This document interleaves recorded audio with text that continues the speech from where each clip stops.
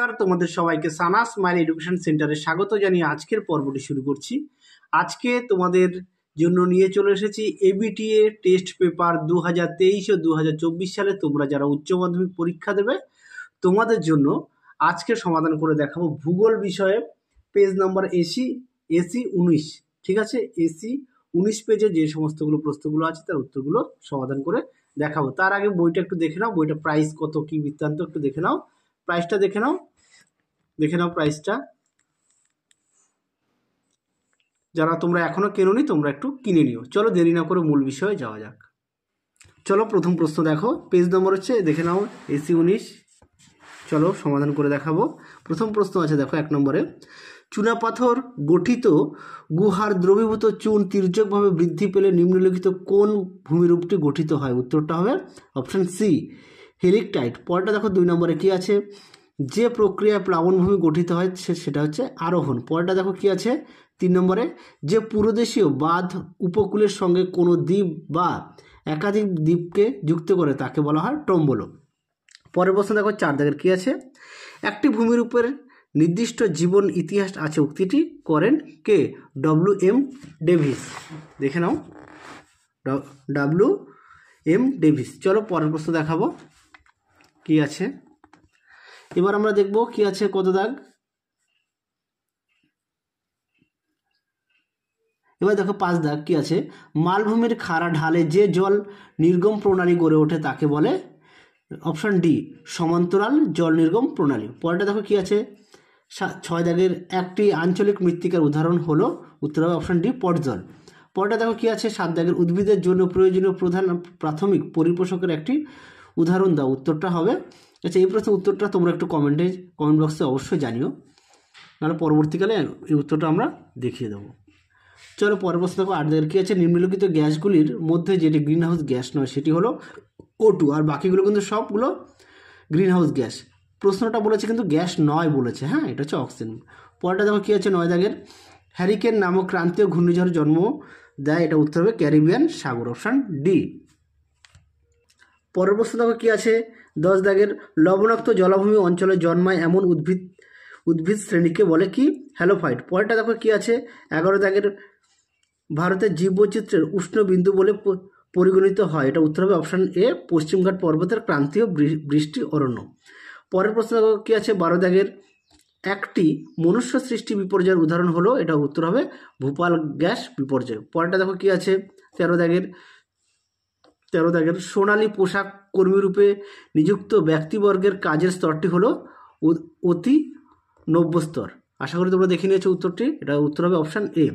পরেরটা দেখো কি আছে 14 দাগের, ভারতে নীল বিপ্লব যে উৎপাদনের সাথে জড়িত তা হলো? অপশন ডি, মাছ।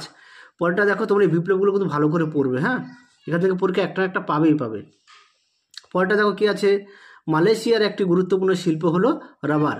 পরেরটা দেখো কি আছে 16 দাগের, পর্যটন যে প্রকার অর্থনৈতিক ক্ষেত্রের অন্তর্গত তা হলো? অপশন সি, তৃতীয় ক্ষেত্রে। পরেরটা দেখো কি আছে 17 দাগের প্রশ্ন কি আছে, ভারতের খাদ্য প্রক্রিয়াকরণ শিল্পে একটি অগ্রণী রাজ্য হলো পশ্চিমবঙ্গ, এটা উত্তর হবে পশ্চিমবঙ্গ। পরেরটা দেখো কি আছে 18 দাগের, সুয়েজ খাল সংযুক্ত করেছে ভূমধ্যসাগর ও লোহিত সাগরকে। পরের প্রশ্ন দেখো কি আছে, জনসংখ্যা বিবর্তনের তত্ত্বের প্রথম পর্যায় বলতে বোঝায় প্রাক শিল্প বিপ্লব সময়কালকে। পরের প্রশ্ন দেখো কি আছে 20 দাগের, ভারতের পরিযান সর্বাধিক ঘটে, এটা উত্তর হবে গ্রাম থেকে শহরে। পরের প্রশ্ন দেখো কি আছে 21 দাগের, অর্থনৈতিক উন্নয়নের একটি প্রধান সূচক হলো মোট অভ্যন্তরীণ উৎপাদন।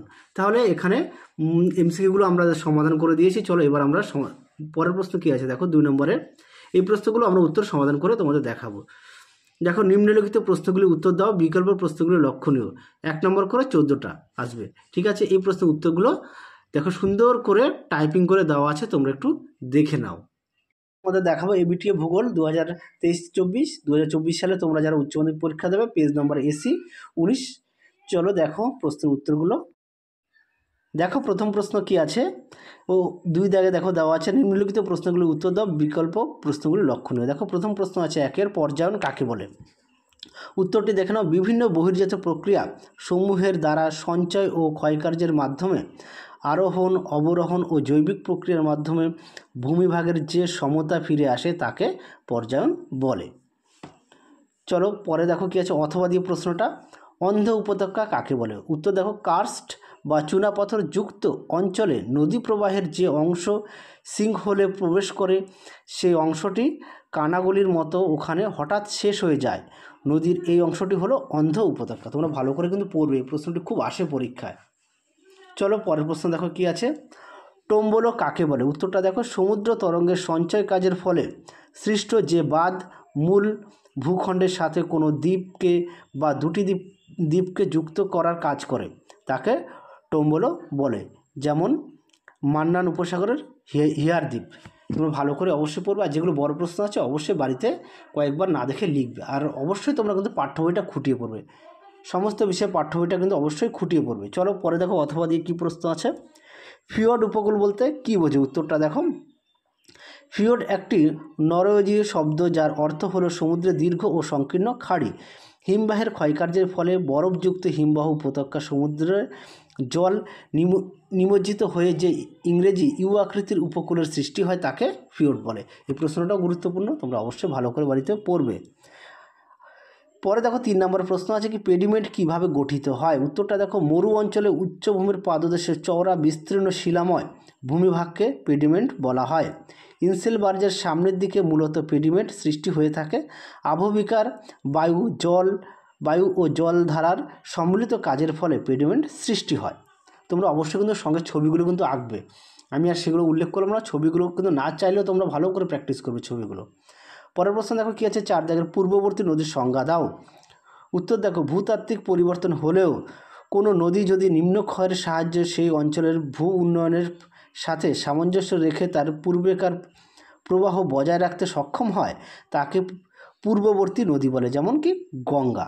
তোমরা ভালো করে পড়বে, পাঠ্য বইটা অবশ্যই খুঁটিয়ে পড়বে। চলো পরের প্রশ্ন দেখো কী আছে, অথবা দিয়ে অঙ্গুরীয় জল নির্গম প্রণালী বলতে কী বোঝে? উত্তরটা দেখো, গম্বুজাকৃতি উচ্চভূমিতে কঠিন ও কোমল শিলা পরপর অবস্থান করলে কোমল শিলা ক্রমশ ক্ষয়প্রাপ্ত হয় ও অবশিষ্ট কঠিন শিলা অঙ্গুরীয়র মতো আকৃতি নিলে নদীগুলি তার উপর একটি বিশেষ নকশা বিশিষ্ট জল নির্গম প্রণালী সৃষ্টি করে। একে অঙ্গুরিয়ার জল নির্গম প্রণালী বলে। তোমরা ভালো করে পড়বে এবং সঙ্গে কিন্তু ছবিগুলো অবশ্যই প্র্যাকটিস করবে। আর আমাদের ভিডিও যদি ভালো লাগে ছোট্ট একটা লাইক দিও, তোমাদের প্রিয় বন্ধুদের কাছে অবশ্যই শেয়ার করো, তাহলে তারাও খুবই উপকৃত পাবে। চলো পরের প্রশ্ন দেখো কী আছে, পরের প্রশ্ন দেখো 5 দাগের প্রশ্ন কী আছে, হিউমিফিকেশন কাকে বলে? উত্তরটা দেখো, প্রথাগত ও কার্যকরী একক যখন একত্রিত হয়ে উপযুক্ত উন্নয়নের জন্য একগুচ্ছ পরিকল্পনা কর্মসূচি নেওয়া হয় এবং উক্ত অঞ্চলটি বৈশিষ্ট্যগত দিক থেকে অন্য অঞ্চল অপেক্ষা পৃথক হয় তাকে পরিকল্পনা অঞ্চল বলে। এই প্রশ্নটি গুরুত্বপূর্ণ। চলো পরের প্রশ্নটা দেখো কী আছে, অথবা দিয়ে দেখো, মৃত্তিকার গ্রথন বলতে কী বোঝো? উত্তরটা দেখো, মৃত্তিকার ভৌত ধর্মগুলির মধ্যে মৃত্তিকার মধ্যে বিভিন্ন আয়তনের কণাগুলি যেমন পলি, বালি, কাদা কণার আপেক্ষিক আনুপাতিক পরিমাণ হলো মৃত্তিকার গ্রথন, যা মৃত্তিকার সূক্ষ্মতা এবং স্থূলতা নির্দেশ করে। এখানে দন্তাসটা একটু টাইপিংয়ে মিস্টেক হয়েছে, বেশি দেওয়া আছে। পরটা দেখো 6 দাগের কী আছে, উচ্চ তাপযুক্ত উদ্ভিদ বলতে কী বোঝায়? উত্তরটা দেখো, যেসব উদ্ভিদের সারা বছর অধিক উষ্ণতার প্রয়োজন তাদের মেঘাথান উদ্ভিদ বলে।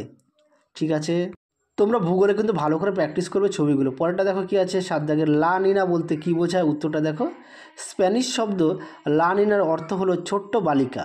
লা নিনার কোনো সময় এল নিনো ও এল নিনো বলা হয়ে থাকে। সাধারণত এল নিনোর বিপরীত অবস্থায় হলো লা নিনা। লা নিনার ফলে পূর্ব প্রশান্ত মহাসাগরের উপকূলে বরাবর দক্ষিণ থেকে উত্তর দিকে স্বাভাবিকের থেকেও শীতল সমুদ্র স্রোতের প্রবাহ লক্ষ্য করা যায়। পরেরটা দেখো, অথবা দিয়ে কী আছে, আয়ন বায়ু কাকে বলে? উত্তরটা দেখো, ক্রান্তীয় উচ্চচাপ বলয় থেকে নিরক্ষীয় নিম্নচাপ বলয়ের দিকে যে বায়ু প্রবাহিত হয় তাকে আয়ন বায়ু বলে। আয়ন শব্দের অর্থ হলো পথ। তোমরা কিন্তু সব অর্থটা অবশ্যই দেবে, আর ছবিগুলো কিন্তু অবশ্যই বাড়িতে প্র্যাকটিস করবে। তোমরা যারা নতুন দেখছো অবশ্যই আমাদের চ্যানেলটি সাবস্ক্রাইব করে দিও করে পাশে থাকা বেল আইকনটি অল করে দিও, তাহলে যখনই নতুন কোনো ভিডিও পাঠাবো সবার আগে তোমাদের কাছে নোটিফিকেশন পৌঁছে যাবে। এবার চলো 8 দাগে দেখো প্রশ্ন কী আছে। জীববৈচিত্র্য এর সংজ্ঞা দাও। উত্তরটা দেখো, কোনো একটি নির্দিষ্ট অঞ্চলের নির্দিষ্ট পরিবেশের মধ্যে বসবাসকারী উদ্ভিদ, কীটপতঙ্গ, পোকামাকড় ও ভাইরাস ইত্যাদির মধ্যে যে বৈচিত্র্য দেখা যায় তাকে জীববৈচিত্র্য বলে। চলো তার পরের প্রশ্ন দেখো কী আছে, তোমরা ভালো করে পড়বে।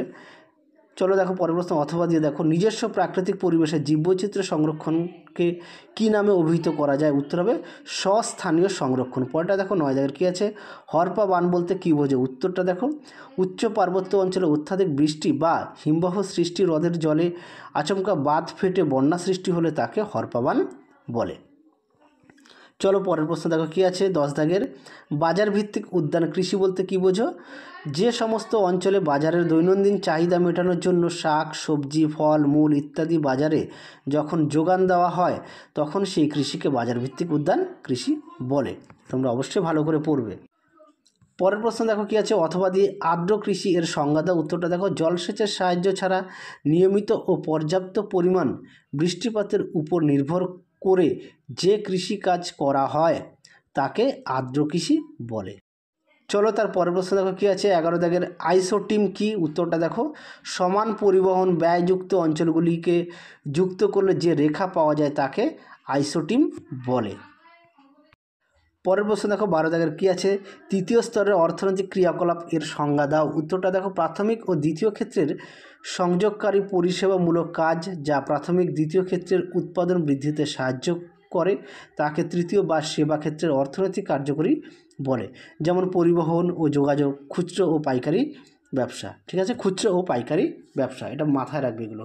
চলো পরের প্রশ্ন দেখো কী আছে 13 দাগের প্রশ্ন দেখো, জলবিন্দু বসতি বলতে কী বোঝো? উত্তরটা দেখো, শুষ্ক মরুপ্রায় বা জলের অভাবযুক্ত অঞ্চলগুলিতে জলের উৎসকে কেন্দ্র করে যে বসতি গড়ে ওঠে তাকে জলবিন্দু বসতি বলে। চলো পরের প্রশ্ন দেখো। আর বাকি পেজগুলো ভূগোলের আমরা খুব শীঘ্রই আপলোড করে দিতে চলেছি, তোমরা দেখতে থাকো আমাদের চ্যানেলটি। যদি ভালো লাগে ছোট্ট একটা লাইক দিও, তোমাদের প্রিয় বন্ধুদের কাছে অবশ্যই শেয়ার করো।